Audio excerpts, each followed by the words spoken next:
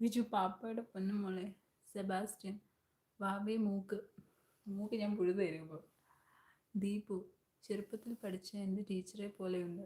Really? പഠിപ്പിച്ച Sebastian നിന്നെ കുത്തി കൊല്ലും മൂക്ക് കാണിച്ചില്ലേ. കുത്തി കൊന്നോ?